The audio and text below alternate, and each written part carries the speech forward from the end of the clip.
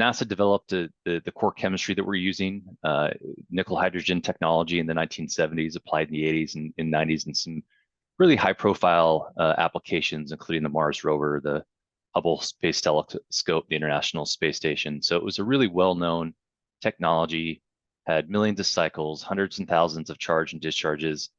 It was really a robust technology, but like everything that NASA does, it works really well, but it's really expensive, right?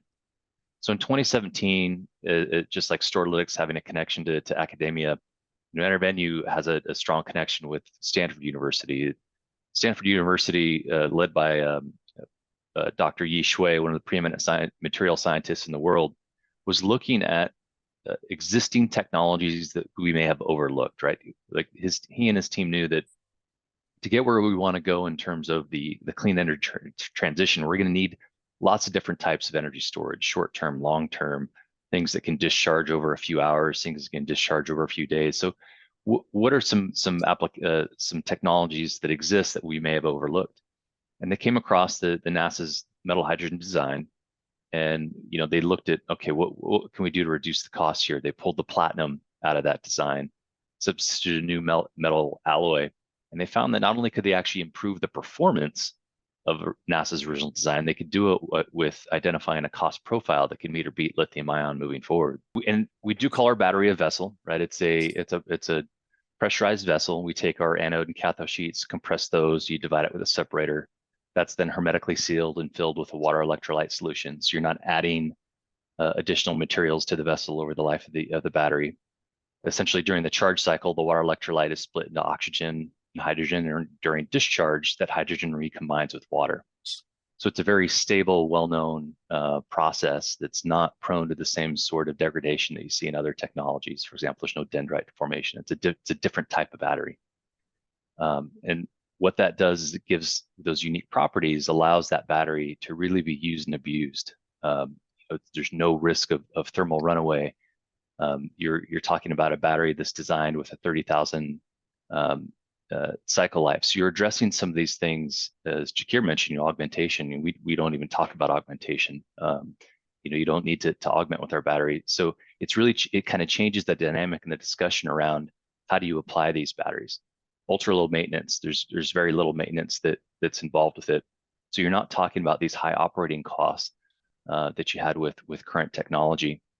So most utilities here looks at 5, 10, 15 years in the horizon and trying to see how they can meet their load growth and other requirements, right? And they have to have different types of resources to choose from. They have either natural gas, nuclear, and a solar, wind, energy storage, and all that.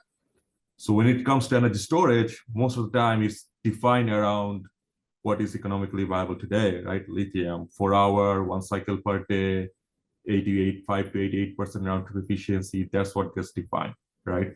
So when you're running these models, by default, it is only looking for areas where you need a 4-hour solution, and then trying to pick your how much of energy storage you will need, right? So that's really not optimal because you are not including LDES as part of your planning. So obviously that's not coming out as part of your resource plan. So instead of that, what you really should be doing is modeling these LDES technologies more accurately to understand where these technologies excels, right?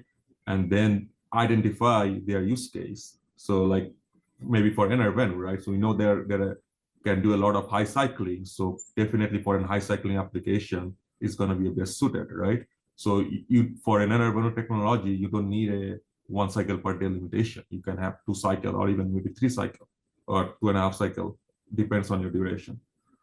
So you can have that. You can basically characterize your LDES technologies based on where they basically excel. And then step 3, now you can have these different models. You don't have only energy storage for 4 hours. You can have energy storage model for 8 hours, 12 hours, 20 hours, a lot of different buckets.